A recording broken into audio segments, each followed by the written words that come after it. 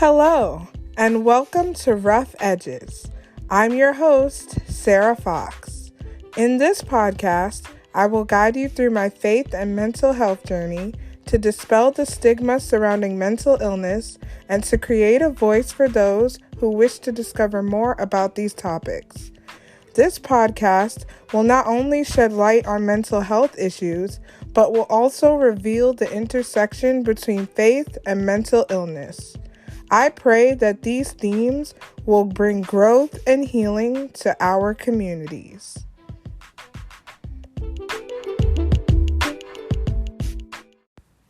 Hello, everyone, and welcome back to another episode of Rough Edges. We are in a new season about mental health and relationships, and today I am joined by a very special guest, Miss Ance Vanaga. So Ance Vanaga is a Latvian living in Edinburgh, Scotland. Her professional career currently focuses on corporate capability and cultural project management. Ance hosts a podcast called Conversations with My Mind, where she speaks about topics linked to mental health, inclusion, and diversity, and growing empathy towards each other. She is also an active mental health advocate herself. So welcome, Ance. Thank you so much, Sarah. I'm really happy to be here. Yeah, I'm happy to have you. So, Ance, tell me a little bit more about yourself. What are 3 things that you're most passionate about and why? I was thinking about this question, and you know what? Like, to be completely honest, it's exactly what I say on my podcast, as cheesy as it might sound. I really am someone who's really passionate about continuous learning.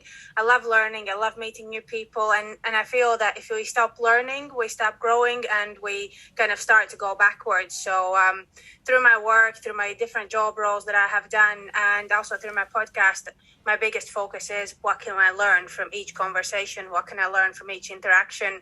And I believe that learning is not just books and courses and theory. It's a lot of it is just conversations, learning from other people and learning from situations that present themselves to us. Then the second one, I think, like a really big one for me is it's kind of understanding the bigger picture. I think at this day and age, we are so prone to hear all sorts of different information. There will be conspiracy theories, there will be fake news, there will be the truth, and I think we need to be so much more vigilant, and we need to exercise our critical thinking a lot more than we may be used to. And I'm really passionate about, again, like it kind of ties together with the learning, but I'm trying to understand what's behind, like maybe a fact that I hear or someone says it's a fact, or dig a bit deeper, ask more people, speak to people who have been present in that situation. Or if I'm not able to do that, then like what sources do I trust? And that is a very big thing that I'm passionate about, because I've seen really close, really smart, really intelligent people that I know go down all sorts of rabbit holes and believe all sorts of strange things that I'm not going to quote now, because we could be speaking about this for hours. But yeah, I think that is very, very important for me, and that's another angle that I really kind of focus on my podcast as well. And last but not the least, I'm really passionate about growing empathy towards each other, learning about each other as people, because I think like when we start to become more empathetic towards ourselves and towards each other, that's where the good decisions are made, that's where the progress is made, and that's where we can all move forward as a better society together. So hence, yeah, that's kind of my third passion, that empathy angle, and that links really well to the mental health as well, because if we're all feeling safe, then yeah, our health is much better as well.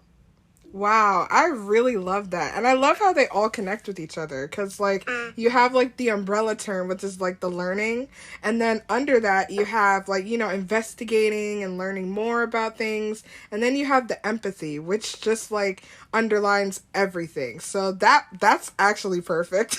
I love it. Okay, so what is your experience with mental health?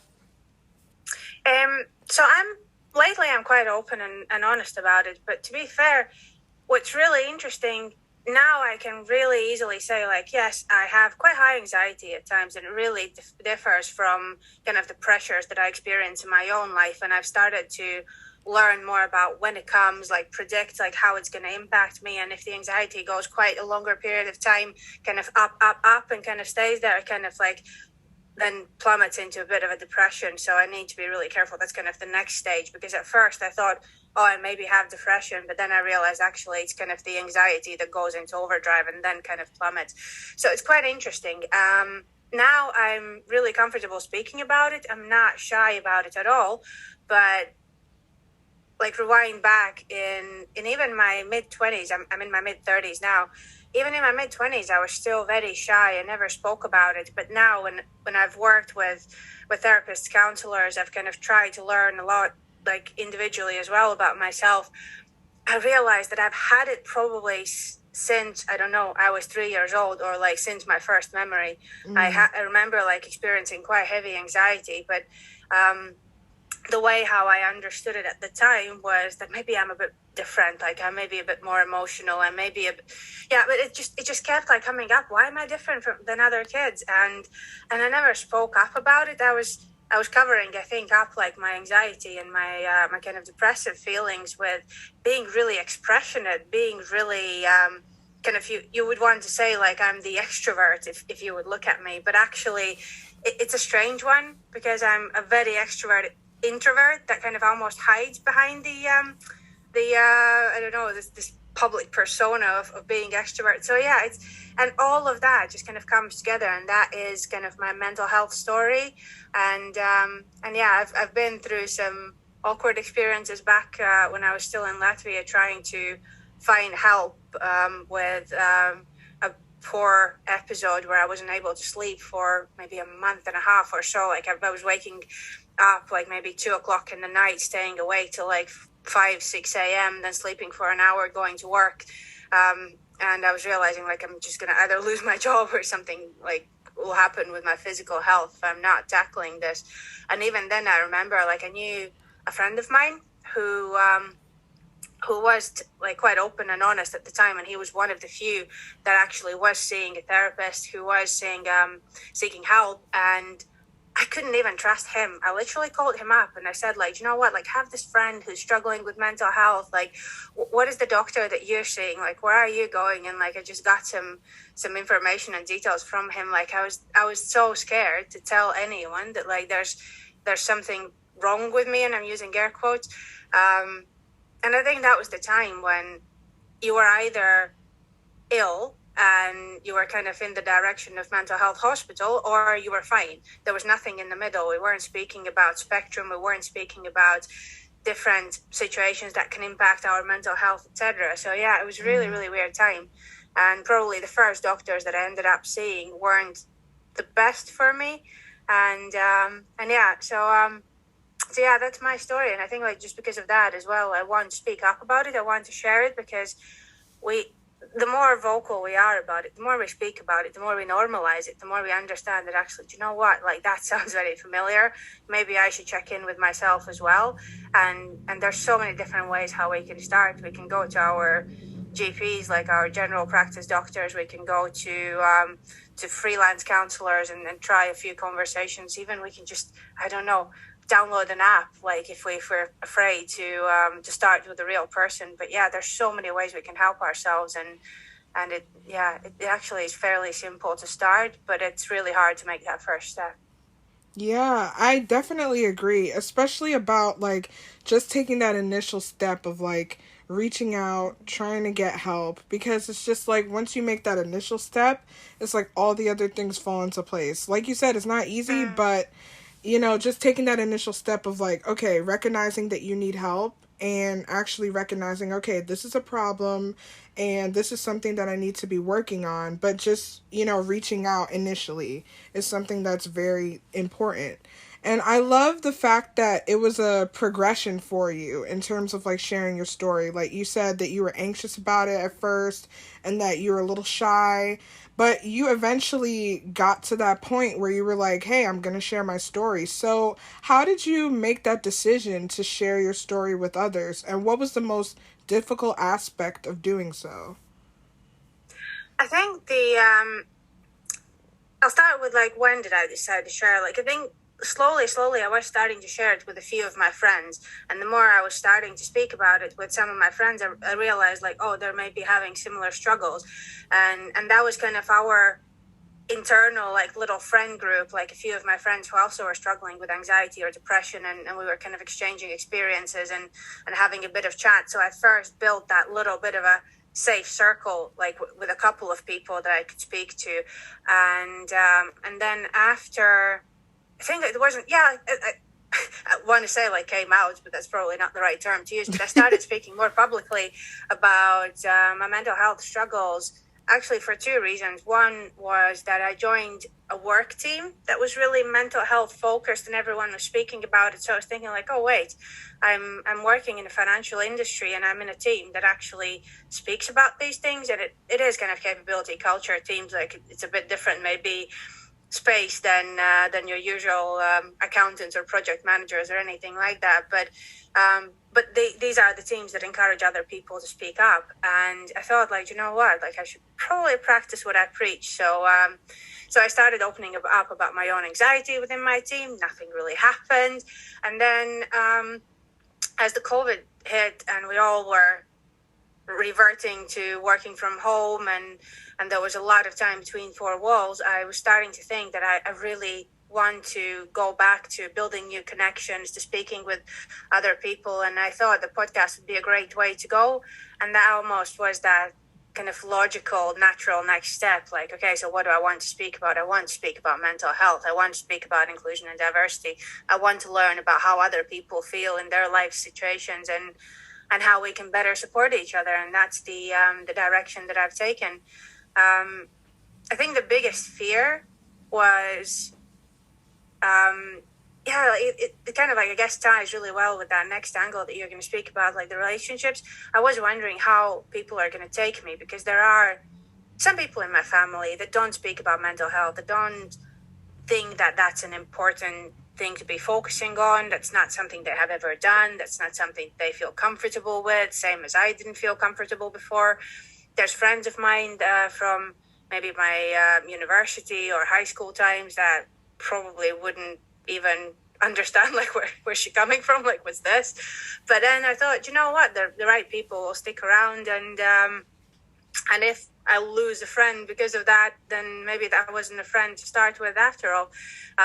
But in fairness, like nothing happened. Literally nothing happened. Some of the maybe family members are still a bit like, oh, here she goes again about her stuff.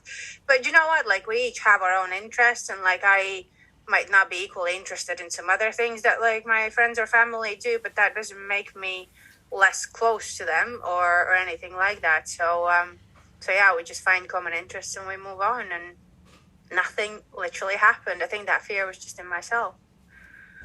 Yeah, I agree. And, a couple of things that you said were very important. The fact that you started off with your friends, I think that's a very important thing, because it's like, in doing this and having a podcast and everything, it's like there's an assumption that people have where it's just like, oh, you just went out there and shared your story and, you just like put it all out there. And it's just like, well, no, it was a natural progression where I spoke about it with my trusted community first, and then I got accustomed to sharing, and, it just eventually blossomed into the platform that you have now. But I just want to make a point to say it's like, having a trusted community is very important, especially when you're navigating mental health issues, because you have to have those people that you rely on to even share your story.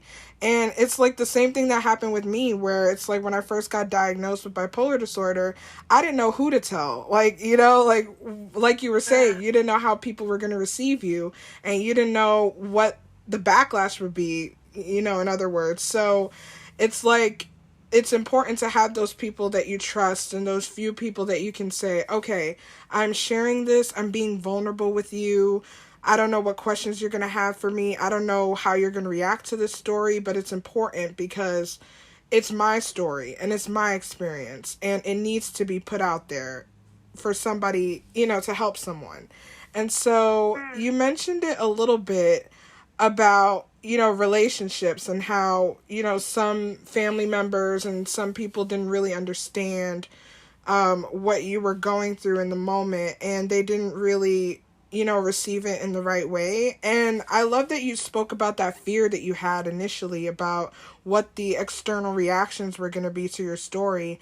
And you said it yourself, like nothing really happened in the way that you thought it was going to happen. It was just like a little bit of a worry, but then, once you get over that initial hump of feeling, oh, these people didn't react in the way that I thought they were going to react, whether that be good or bad, but you still pressed on and you still said, my story can help somebody else.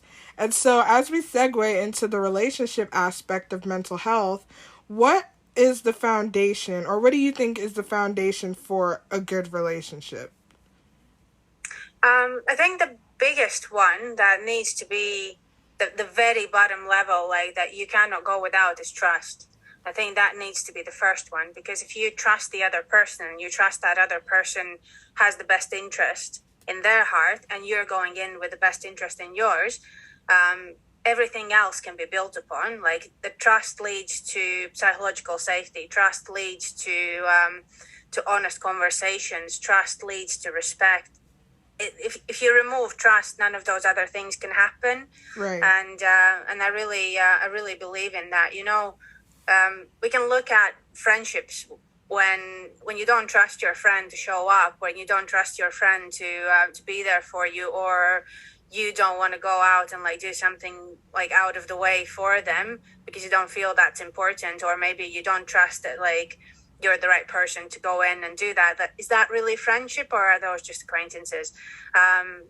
In a partnership, if you lack trust, there's a lot of jealousy. There's a lot of like you watch each other. You want to pick up their phone and like try and scroll through and see if you're gonna find, like, if you have a trustful relationship.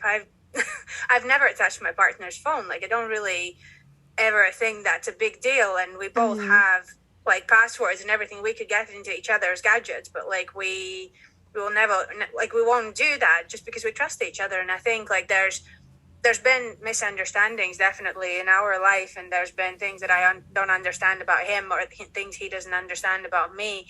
We get into arguments, as every couple does, but that trust is there. And I think that's the foundation, honestly, like to everything, because then you can get through an argument, then you can get through misunderstandings, you can talk it out, you can step back in and figure it out. So yeah, in a long-winded answer, that's probably my foundation for a good relationship, and it really works.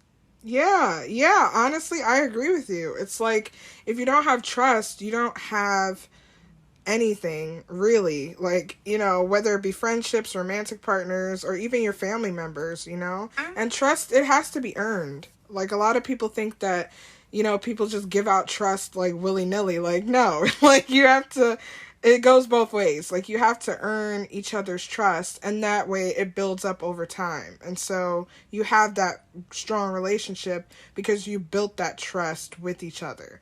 So it's an interesting one, because there's two different kinds of trust. One is the one that I'm trying to remember the terms now actually, but there's trust that you earn, and you're completely right. You go into a relationship at first not trusting the person or not being sure, and then you wait for them to do the right things, or they wait for you to do the right things. And that trust is more the kind of trust where you get to know how they act and react and how they perform, and it's predictable. Predictability trust, I think, was the word for it, but don't quote me on it. But it is the one where you learn everything about the other person, so you learn to trust because you know what they're going to do. And that's actually not the most healthy kind of trust. The other trust is the one that you give from your heart, like right away. You trust that people have the best intentions in heart, and they come with the same open-mindedness towards you, and then obviously, like, it just takes one little thing to break your trust, and then it kind of can only go into that other, like, predictable trust. But you want to have that one where you genuinely believe the other person and you trust the other person, rather than, I know now everything that they do or don't do and how they act or react, therefore I know what to do in that situation. So that's the kind of earned trust in a way. so yeah, I quite often think about these two different kinds of trust, and the first one is easier to get to. It takes longer, but actually the other one, the second, is a bit more genuine, and will build those strong, really valuable relationships. And it's a practice almost. It's something that we need to try and try again to allow ourselves to trust people, to allow ourselves to trust the world. It's very, again, like it's your vulnerability that gets involved. Like you open up and you hope and trust for the best. Yeah, wow. Honestly, I've never heard of like the distinctions between like, the trust. I like that. Like, it's true. It's like you have the one where you learn and you try to build that trust with another person, but then you have that other like, genuine trust that you have for somebody and you believe the best about them. And so it makes you want to trust them even more. So, thank you for making that distinction. That was really cool. Welcome. Yeah, so how were your relationships affected by sharing about your mental health?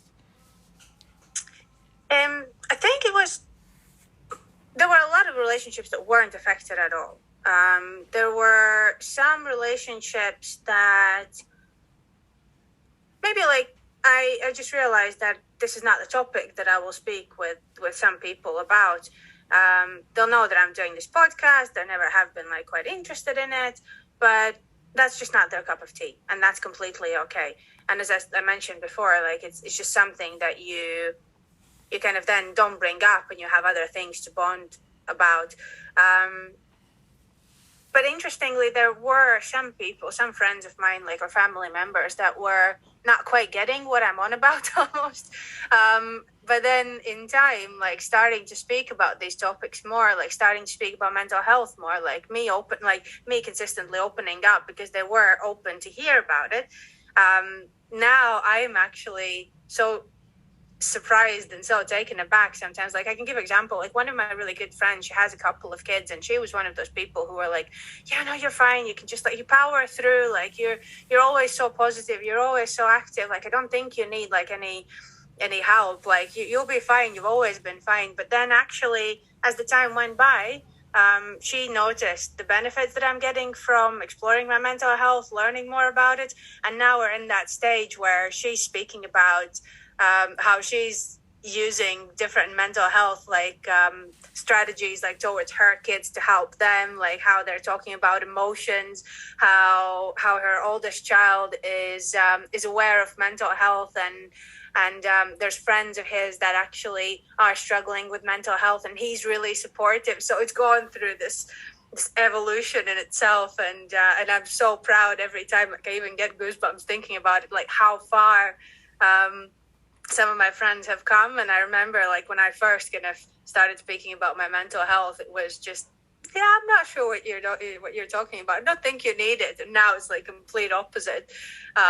Seeking for help, understanding that people need help, and so on. Yeah, it's very interesting. And some relationships have just kind of, I guess, stayed there in the background without maybe that deep of a connection. But then we also need to remember that we all grow, evolve, change in time, and it's not just about mental health. It can be about anything. Like you might have, I don't know, common interests that you had maybe 10, 15 years ago with someone, and then you suddenly meet those friends that you haven't met for a longer period of time for various different reasons, and you realize they maybe have stayed in the same place laughing about the same jokes or same comedians that you did 15 years ago, but you're reading different books, you're watching different TV shows or TV channels or movies or whatnot, and yeah, you've just moved in a different direction, and that's fine, okay, and that's completely okay as well. Like you cannot evolve and grow in the same direction as everyone else around you, and friends, some are for life and some are for seasons, and you just need to accept that, I guess, as well. Yeah, I agree. It's like relationships evolve and change over time, like the same. I mean, like you could have friends like in elementary school, high school, and then it's like those relationships completely change, and sometimes you still have them around, sometimes, the relationships end because your common interests change. But yeah, it's amazing how, especially that story with your friend, it's like it's amazing how it's just like a domino effect almost, where it's like you share and then she gets affected by your story and she also wants to help and also wants to, you know, like affect change in other people as well. And so that was just so cool. Like, you know, just how your story is impacting other people in such a powerful and positive way. And that's really what it's all about, you know, in terms of being vulnerable. It's just like you never know what the reaction is going to be, but in the end, it's like once you open yourself up to the possibility that you can help other people, it makes it worth it in the end. So that was a powerful story. I really appreciated that. Okay, so my final question would be, what advice or words of encouragement do you have for those who are struggling with mental health issues and their relationships?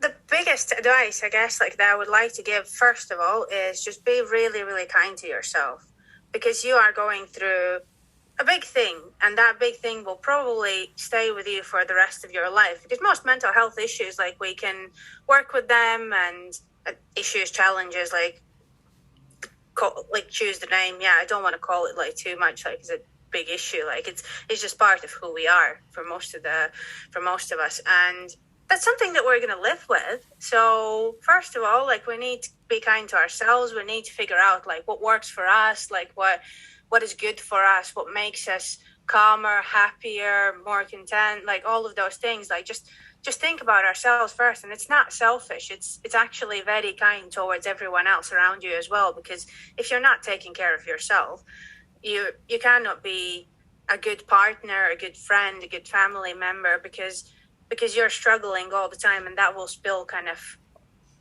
over, like it will be affecting everyone around you as well. But then when we look at the relationships and with other people, I think it's the same, like towards them. Like, first of all, try and be as kind as possible towards them. Some will understand you, some won't. And also just be a little bit critical. Like, think about, is this relationship adding benefit? Is this relationship adding value? Like, if I'm putting my heart and soul out there, like trying to connect with people, am I getting the same thing in return? And sometimes the more you open up, the more you will grow stronger relationships. And sometimes the more you open up, the more you will notice that someone's actually not valuing you. There's maybe a lack of trust. There's maybe a lack of respect. There's maybe a lack of understanding. And if someone makes you feel really poorly and not happy, not comfortable, then probably it's worth reassessing if that's a friendship that maybe has run its course, or is it something that you want to work on? And if it's something that's run its course, then you decide like how you want to move on from it. Or if it's something you feel like you maybe could work on, then you probably need to have those open and honest conversations with that other person and say, like, you know what, I don't feel comfortable about certain things that are happening. And if they care about you, I can't see a scenario where they won't listen or get upset or get annoyed. There will be a way to work through it. So yeah, just be kind and be also prepared for anything really, and then just look at the situation and figure out what's best for yourself, because we can only impact our choices. We can't impact how other people will react. Right. I agree. Thank you so much. That was just wonderful pieces of advice. And so, Ance, I want to thank you so much for joining me today. And for everyone who's listening, I want to encourage you that you are loved and that you are seen and that you will make it through this. And so stay tuned for more empowering episodes on Rough Edges.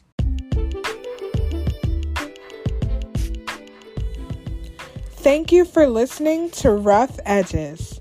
Feel free to follow this podcast on Instagram at rough.edges.podcast or visit my blog at sarahifox.com. If you have any questions or further suggestions on how to make this podcast grow, you can email at rough.edges.podcast@gmail.com. Thanks again for listening and have a wonderful day.